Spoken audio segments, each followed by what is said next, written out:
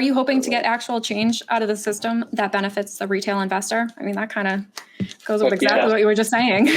Absolutely. There's potentials here. It's like I said before, it's a really sharp spear with a lot of weight behind it. We can absolutely do this if we keep our eye on the prize.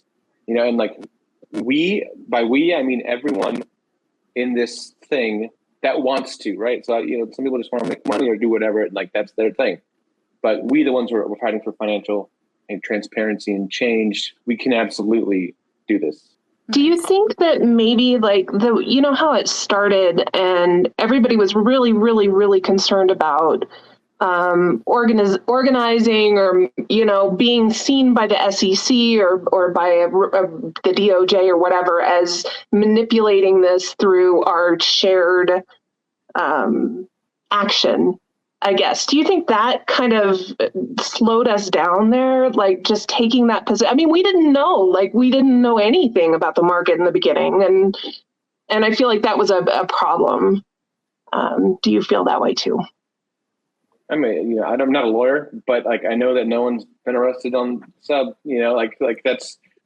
I think that Ma's probably a better idea about like what's appropriate and what's not. But like, Gary Gensler said it's okay. We're allowed. Yeah, there you go. So we're good. Yeah, if a dude on CNBC can scream and yell till his eyeballs pop out about a stock he loves, why the fuck couldn't a regular person on the internet do the same thing? You know, we can. Right.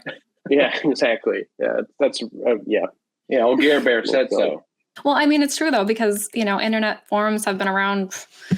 I mean, as long as they've been around, there's been people talking about stocks on there. So yeah. A lot of backlogged work. Yeah. This is my last question before we get into Nick has a couple questions. Are you guys still holding GME? Yeah. Oh, yeah. Nice. Are we very careful about like what we say? Our lawyer was like, you don't want any kind of heat in that realm, but like watch the movie. Like, oh yeah, this makes sense. Did you guys DRS? You don't have to answer. Yeah. Yeah, of course. I mean, it's like, again, like we got to just be kind of careful, but from my perspective, and this is nobody's, you know, shouldn't influence, hinder, whatever. If you're a long-term investor in a company and aren't a day trader or whatever, like I think it's a really good route for people to know that they own their shares and that they're not going to be lent out without them knowing or being used to offset someone else's bullshit bets. So I think Garris is a great route, and you know we say much in the film. I'm not telling anyone else what to do with their shares. Like everyone has their own financial plan, like what they're going to do with it, at what point in their life they need to like, you know, reorganize how their finances are. But I DRS'd a share last week. Like, yeah, it's my own choice. I just don't give a shit what anyone else does with their money too. So like, right. I know people get all weird, like get really, really vitriolic about it, but like, what if someone's mom died? Like, I don't know, like do what you want. We know what we did because we believe that the fundamentals have only gotten better for us personally. Yeah. Yeah. I'm definitely glad you guys included that because I mean, it just seems like such a weird secret that is out there. It's just like, and I there's probably not even any other film that has even mentioned direct registration. It's such a weird, like niche thing. You know what I mean? But I'm just so happy that you guys put it out there. And I think people should know, investors should know it's a tool in their belt, right? Right. That they can use when they want to hold a company long. Like you can do that. And I think it's a really powerful thing how what everyone's done. And the amount of people that have done this for this stock is so unprecedented and crazy and amazing. Like watching it too, it's amazing. It's great. So, you know, I'd encourage everyone to do what's right for them. But, you know, for us, with fundamentals, the way that we view them, that's the right thing to do. Yeah, we're just out here owning 25% of a public company. No big deal. Fucking bonkers. Just, you know, hanging out. All right, Nick, you can ask your questions. Cool. Yeah, I'm excited that we're not slowing down anytime soon. It gives like limitless hope. It's so good. So I guess my first question maybe is for Finn. Do you prefer Finn or Finley? Finley, either one. People just kind of end up going with Finn eventually. So go for it. We've leveled up. Yeah. Do you prefer Quinn or Quinley? Well, my name's Quinn, so I definitely prefer that. Got it. Has anyone made that joke before? Anybody made that joke between you guys? Oh, you have never. I'll bet. Are you guys twins? It's never happened. Never once. Do you have the same birthday? That's lovely. That's a good one. Going back to a lot of things that I wanted to talk about, I have like a handful of things we kind of touched on. So if you don't want to get back into it, by all means, just say like, we talked about that. More to play with. Sure, yeah. So maybe this will help. Just say, shut up. That's great. Shut up. Yeah, I actually love that. Yeah. So there's a prevailing like sentiment, like you guys talked about, seen often on the sub, that there must be like a blanket no to any media cooperation. What are your thoughts on the presence of media or journalists in the sub or around the company? I think, real quick, I think it's important to point out it's something that takes training to talk to media. Mm-hmm. Not everyone is cut out for it. Like there's that one Reddit mob that went on CNBC and got eviscerated because that person is just not trained to speak to media. So I do think that in some cases it's probably best not to, depending on who you are and what your skill level with, or what you know about that, and how to act and how to like hold your own is a skill. Sorry, brother, go ahead.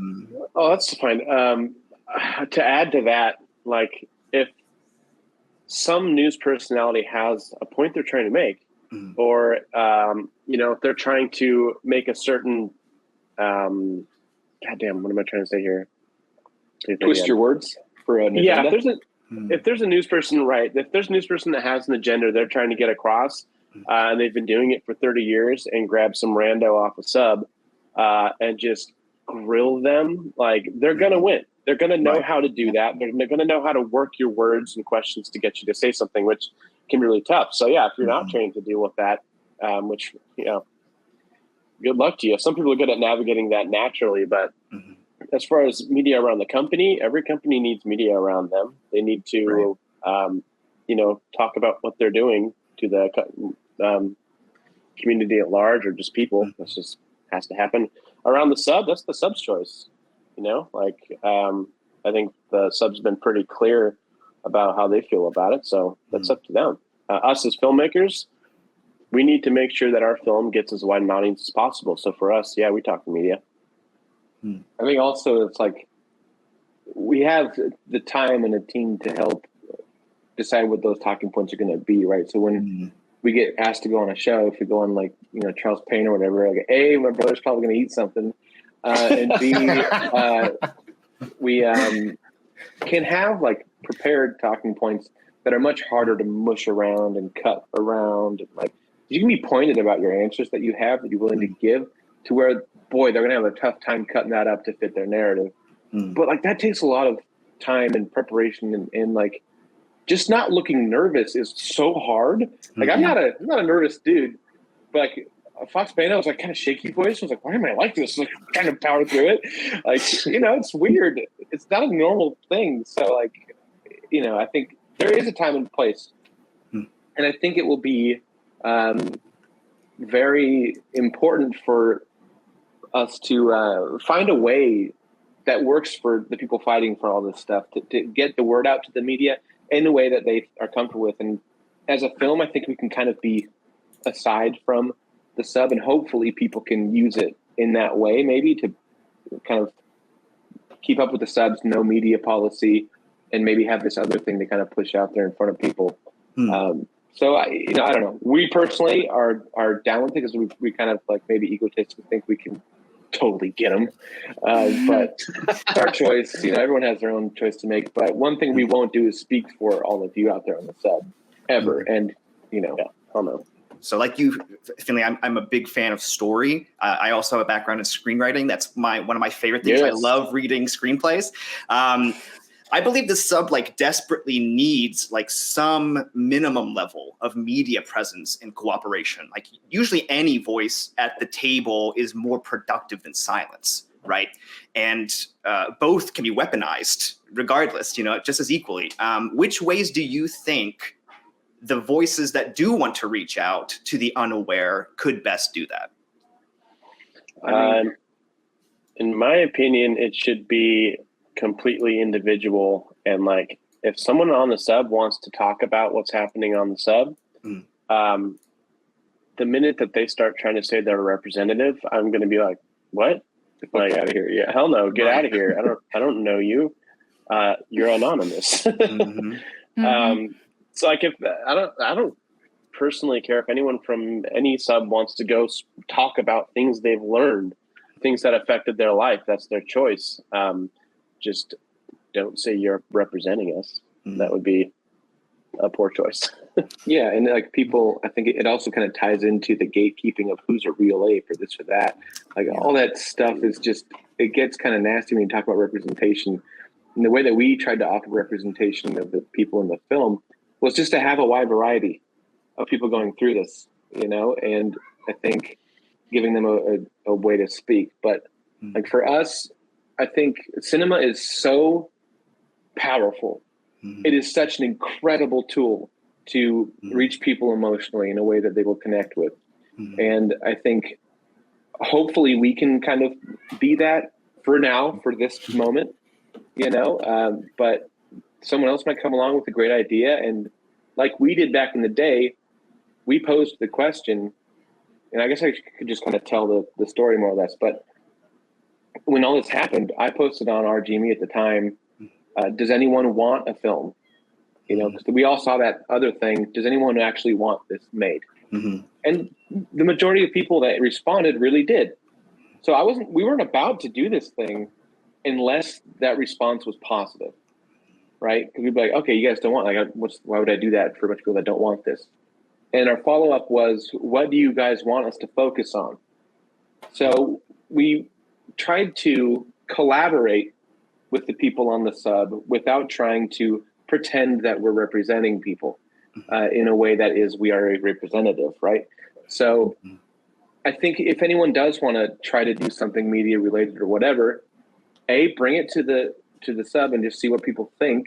And then I guess go with your gut. You're an individual, do what you want to do. But yeah, just like we try not to speak for anyone, you know, try not to do the same. But if people like it, they're going to let you know. That's a good point. Yeah. Let people do what they want to do. We're all individual investors. They'll let you know. Do whatever you want. I literally do not care. Right. Yeah. And speaking of everyone doing whatever they want, the sub can like often feel very fractured, you know, or disjointed because there's so much. There's memes, economics, activism, education, financial literacy, politics, law, banking, Web3, video games, art, and like at the center of it is this company with a great future ahead of it. How do you think all these many talented facets of these diamond hands can pool their resources together and provide the most help while they're relaxing and being zen? Oh, it's interesting. It depends on what you're trying to do. In my mind, like if you're trying to affect change in our markets, you know, that can help everyday people, then if you're a lawyer, I'm sure there are ways you can do it that way. That sounds like an uphill battle. Musician, write a song. Filmmakers, do what we do. If you're an author, write a book. Just be stubborn, be determined, and just make your art. Go for it. It's really hard to tell, to give any one specific way in which all those extremely talented, creative people can be working. Again, it depends on what they're trying to do, what they want, and how much time they have to devote to it. Yeah, I think it depends on what the goal. Like Marissa said, depends on what your goal is, right? I think a lot of people in the sub, it's like, are you talking about how best to benefit GME, the company, or how best to enact change in our markets? Because those things aren't necessarily always aligned, right? Right. So I think it depends on what your goal is. I think the best thing for the company probably is go shop there, you know, be a good ambassador, you know, for the company that you own. Talk about it, enjoy it, go buy some video games, you know. If it's the stock market stuff and you want change and you know, it's a different route. It's a different thing, you know. So I think it'll be interesting to see how it all kind of shakes out and what people do in that regard. But I don't know. I think it depends on what you want to do, really. Did that answer it at all? Yeah, of course. Yeah, we're just talking about like support. You know, like how can people be involved in other ways? Yeah. So speaking of support, a lot of us don't like billionaires or Amazon, right? We were talking about Bezos earlier. Are Amazon video purchases the best way to support you and your work financially, or are there other ways that people can help your work, you know? So the goal of the movie is not to make money, right? As much as we want to pay our investors back, we will fight tooth and nail to do that because they believed in the project and what everybody's doing enough to give us a bunch of money and not ask for a bunch of control. That's remarkable, by the way. The goal of this was to get the word out, right? So even though, like, personally, we're not big Amazon guys, it comes down to the audience that's on that platform. And the fact that we wanted to get that movie shot up on their list of recommendations so that people go, oh, what's that? And click it and watch it. And if it was iTunes that had a bigger user base, we would have gone with iTunes, but they don't. That'd be our second choice because they have, like, I think 20 million daily users or something. Don't quote me on that, but it's less by a long shot. So it's this battle with an indie film or whatever when you don't have $1 million marketing budget. Or what it is like, how can we get this thing out there in front of as many people as easily as possible for them to actually get to watching it? And then, like, your personal, like, moral beliefs are kind of take a back seat to the goal that you have, which is get this thing out there. So, like, yeah, we're not big fans of all of that. And I think how much it comes back to us is not really on our main priority in that decision, as much as it's getting that movie up and out there to as many people as possible. So again, we got Vimeo for other people, and iTunes is coming later, and rental is coming. Oh yeah. Anyway, sorry, go ahead. That's it. I answered it. For both of you personally, like, outside of maybe the movie, what was the wildest thing for you as an investor in this whole journey? Like, was there anything like, oh my gosh, like, did anything strike you personally? Just fucking sneeze. The buy button getting taken away was that sucked. That sucked. Just the Mario Day. Yeah, the constant up and down, and how it just keeps just getting squished on up and then drop back down. Like, watching this happen over a year has just been like, what the fuck, man? It's crazy. When you step back and think about it, it's a little bonkers. It's surprising. When you look at that chart and you're like, why are we doing this again and again and again? And no one talks about that. They talk about this thing that happened. It's like, this isn't, finished being fucked with. Yeah. So let's keep fucking them back, I guess. Yeah. What about like in the movie? Did you guys uncover anything that struck you? You were like, oh my gosh, that was the most enlightening thing for me about all these interviews. More about confirmation, interviewing people like Dave and them, and then being like, yep, nailed it. Let's talk about it. It sucks. Like, you're right. Why? You did the research, like that. I think confirmation bias was huge throughout the process. Through Lisa's interview, Vince the whole time was just like, what? Super stoked. Yeah, he was there the whole time. I was about to say, like, is his name out there? Like, oh yeah, it's in our fucking movie. Of course it's out there. Bug Farm. Yeah, we kept looking over and he was just like, what the fuck? Like, right, we're all right. Oh my God. And like, that was amazing, and like really encouraging as we worked through the film. Totally. I can imagine, that amount of validation, is probably striking. Yeah. And not being able to share it with anyone because we had to wait to release the movie. Yeah.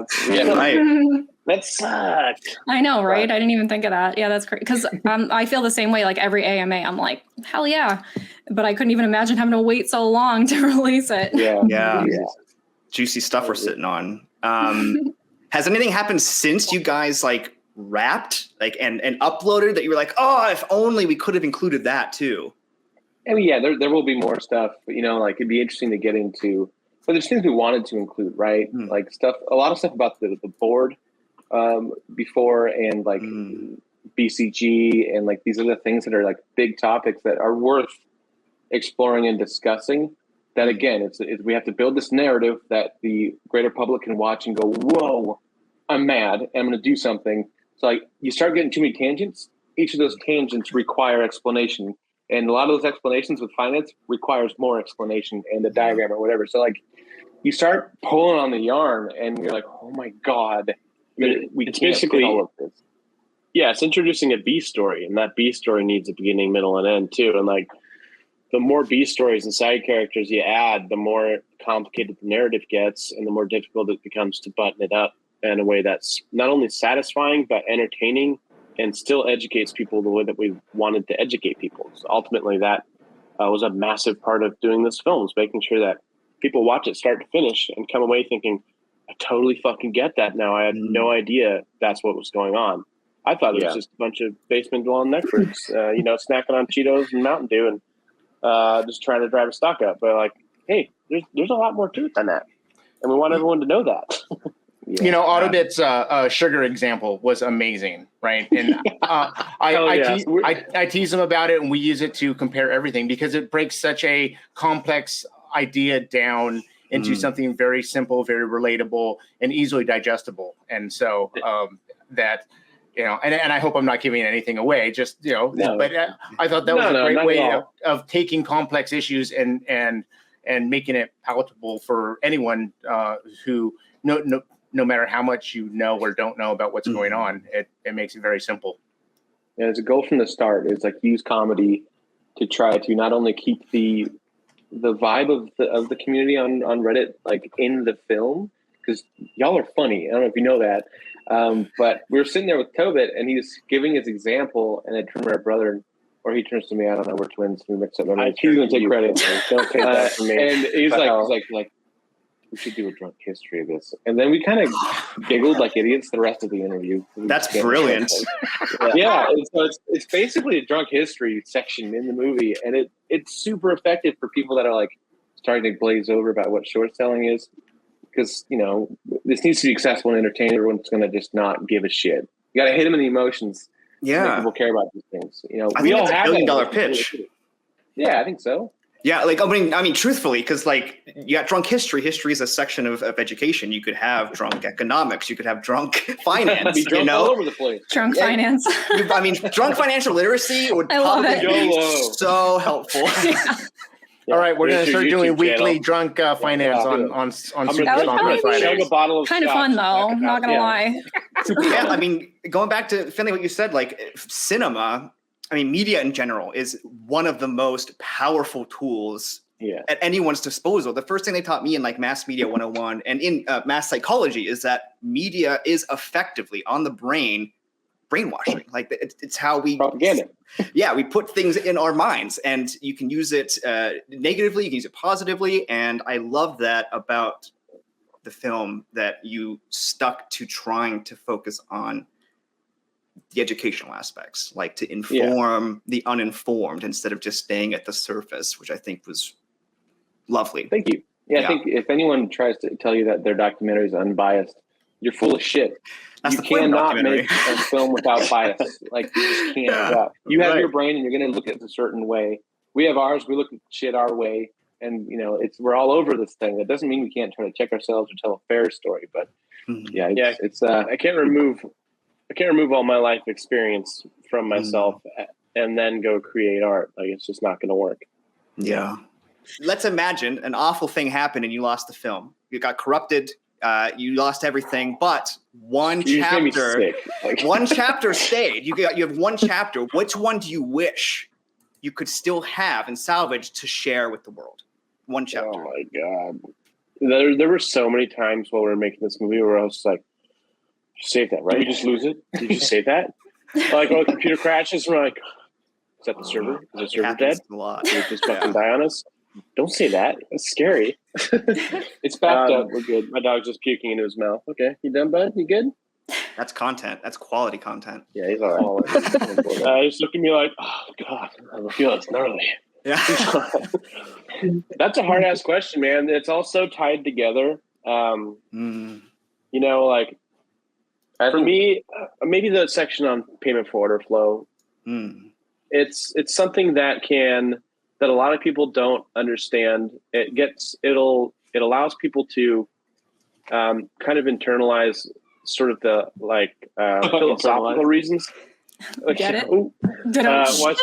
Some of the philosophical reasons that the stock market is fucked up, how these firms are looking at the stock market. It gets to the heart of that pretty well. The idea is to make you trade as much as possible and then siphon money off of you using, ever expanding technology and money to do it. So it's maybe that section. It's also a very entertaining, fun section to watch. My brother crushed it on the graphics. He did all the graphics for this. Really? So at first I was like, by yourself? Hold on, it was just you? yeah. That's it? Wow. Yep. That's amazing. I hated every minute of it. I respect my graphics people. He just started making one. And I was like, he's like, we're gonna hire someone. He's like, just let me try. I don't want to spend the money. Like again, we were acting like total poor kids. I was like, if it doesn't work, it doesn't work. But just let me give it a go. So we as he kept saying, "Let me try it," and I saw that he was doing a good job, I kept saying, "No, we're just gonna hire someone. Like we're gonna hire someone to work a little harder." Yeah, that was awful. I think I agree with your brother there. Yeah, fuck you. I agree with my brother. The payment for order flow section, I think, mostly because it distills that retail investors are the product in our current system of wealth extraction off of the normal people of this country. So that issue to drive home in a way that a lot of people I think can watch and be like, wait a minute, I use Robinhood or I use E-Trade or whatever it is, I think is a pretty powerful thing to take away. There's other stuff, of course, that is like bigger issues like FTDs or whatever, but that I think is the most funny shit. Yeah, most of it. Yeah. Well, I actually, real quick, so since you said that payment for order flow section, did you guys happen to see the new rule proposals that were put out in December? Yes. Because that kind of like turns that on its head, kind of. And yeah, and there's a reason like Citadel and everybody else is fighting so hard against it, you know? So like, and take a look at the lawmakers who are fighting against it and see where they get their money. And then, you know. Oh, I did. Please. Exactly. Yeah. The first comments that went in there, all the money came from finance. Yeah. I'm glad that team you guys for. Yeah, it's tough. You know, like it's, I think people say no politics. And I think the way no dividing politics. That's what's important, right? We're not going to do the right and left thing as a way to fight with each other, but that doesn't mean we can't look at politicians and pick and choose based on their actions, right? So just because you say that Republican's a piece of shit because he took Ken's money, doesn't mean you're hating on all Republican people, you know, voters, or you know, everyone's got Nancy Pelosi's trades on their alerts or whatever. Like just because you say she's a piece of shit for doing what she's doing, doesn't mean you hate all Democrats either. So as long as you can kind of keep the eye on the prize and look up instead of right and left, I think we'll be in good shape. Brother, you were muted, and I think you were trying to talk. Oh my God, how long have I been muted? Professionals here. I am talking. Oh my God. I said great stuff. Everything I said was amazing. Fuck, what was I going to say? I mean, yeah, like the if we get to a point where we can't criticize politicians, like they fucking won. They nailed it. Yeah, that's it. Right, that's over. A slam fucking dunk right there.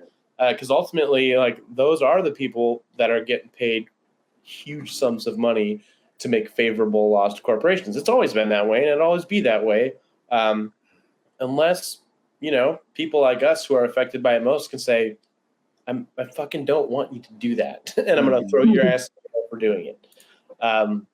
Yeah. So we need to be able to talk about politicians without shitting on the people next to us, because a lot of the poor people of this country, no matter where they're from, in certain income brackets, not even poor people, middle class people in certain income brackets, they have a lot more in common than they do with a politician that they revere. I would rather fight for the person next to me than the person that's been shitting on me. Shitting on me and saying, "Man, wasn't that good?" Right. Good shit. Anyway, I guess that's a great point. Like I have had to in the past few years at Christmas dinners, especially talking about GME and politics, to say like there's a big difference between tribalism and policy. And those often get conflated constantly because people will have this kind of like branding or like they feel represented like in like a personal capacity. Yeah. And I think that's the thing that often gets the fires going instead of. Which comes down to groupthink. Exactly. Think for yourselves, y'all. Exactly. Yeah. But thank you guys for answering my question. That's all that I had. Thanks for get it. Thanks for asking that. I know, right? Thank you for all. Those are like really great questions. So thank you. Nailed it. Media man. Hell yeah. So I think that's it. I think that's all of our questions, right? Here's a question. I have a question for you guys. are there any like hard questions that people keep bringing up that we can just do? So how about this? What is the most influential singular reason or DD that you personally are involved? Your personal reason. Okay. The biggest reason I'm involved is definitely because I was there for the sneeze and it made me angry. And then watching the people then stay and kick ass was inspiring as hell. It's like, okay, let's do this thing. So I really connected with that. And then DDY is like, House of Cards was awesome. You know, like when that came out, no one knew about this stuff. And then later, you know, people discovering Turnbath's book just kind of bolstered everything in a great way. And like, that was a turning moment for a lot of people to be like, oh, you know what? We could be right. And then the AMA start happening. And like, I think things really turn a corner around then. And that was such an exciting time to be around because, you know, it was lively. It was full of discourse and discovery. Amazing. I loved that period. And it just doubled down and wanted to stay and literally doubled down to my wife's chagrin. I have one so it's something that comes up a lot is why are you doing this before it's done? Good question. Yeah. And for us, like, that wasn't the plan necessarily. We went into this like a lot of people. There's that meme of Rick and Morty, like just went in for a quick short squeeze and like in and out. They're all fucked up. We kind of feel like that, you know, like we're gonna make this doc, we're gonna bust it out, it's gonna be amazing. And we're like 2 years later, like I am literally 40 pounds fatter and so upset. Like it's hilarious how rough it all is. But like throughout the process, it's this thing where you're building a narrative and you're watching a narrative happen. And we felt like we came to a place where there's a full story here, but there's also an urgency in correcting the narrative that's out there. And the longer we wait to do that, the more that their narrative sets in and just digs in and becomes truth. So for us, it was, okay, we have a full story that we think is really truthful about what's happened and what's still happening. Let's get it out there now. There's always room for a part 2. There's room to keep going. But for us to actually get the message out and correct the wrong that's been done, felt urgent to us. So we wanted to get it out. Right, Brad? Got to tell part of a story at least, right? Like, well, there's just it's not the whole story. It's part of it. You know, it's not just one story. There's many stories. There's a story of how this all came to be. You know, the paperwork crisis is a story. Just the run up in January is a story. Like there are many stories that have happened here. And to try and think that you can include them all from like the inception of our stock market, you know, till now. We tried. I mean, short selling was an issue back then. Yeah. You know, like these aren't new things. So, you know, like it comes to a point where like we need to get this out there because, like my brother said, there are so many other messages out there surrounding the people that brought this to light. What the issues actually are. And we just felt the time was right. It was the moment we needed to get this out. It's a good ass movie. You kind of have to go like, pencils down. This works. Yeah. You know, you can always do another one. You know, so there's that. Man, as a mod, that's the hardest part about the media moratorium overall is we watch all of these narratives and all of these stories get spun, and we're sitting here on an online board screaming at them. But that's where it ends. Where's the counter? So, having someone to at least start to correct the story in a venue that we can't is actually fantastic. So I very much appreciate that. Yeah, thank you. We think it's important. I think another one that we hear a lot is like, you crowdfunded it, why isn't it free? So we just to give some numbers, we crowdfunded about $198,000. The film cost to do it in the way that matched our vision, right? We wanted to make a film that competes with the Netflixes and the iTunes of the world or whatever. We made a budget of about $550,000. Which is cheap for a documentary. Yeah. That is super cheap. And to fill the gap from what we raised and what we did, we have private investors who had agreed to like not fuck with our narrative and let us do our thing because these people believe in what's going on, right? Andrew Weiner, he's our producer. He has a company called Interstation. Just wrote a book with Alicia Keys. He's like the coolest dude ever. And he and his company put a large chunk of that into the movie. Trey gave us money. And like, I'm just going to say it right now because everyone's going to like, well, what about this? They're going to see in the credits. So there's nothing crazy going on here. When this whole thing first started, people weren't fighting like they were, So we hit him up, be like, hey, dude, can we interview you for this thing? Like, he's just some like dude in his like army barracks YouTubing at the time. Like, this is nuts. And so we asked him, like, and the first thing he said was like, do you guys want some money? And we're like, what? What's going on? And like, oh, it's cool. It's cool. You guys are doing like, if you guys want some money, like, I'll give you some money. It's cool. Like, whatever you need, brother. And we're like, okay. And we kind of told him like, well, we're going to control everything. Like, you're not going to have any say in this. And he's just like, yeah, dude, whatever. And so he became an investor too. And like, that's kind gave us a lump of cash to make the movie. So there's kind of people like that and characters like that kind of filled the gap, right? And we want to make them whole. So just like any movie out there, it costs money right now. And once those investors are whole, like maybe there's, we put it out somewhere like on PBS or whatever it is.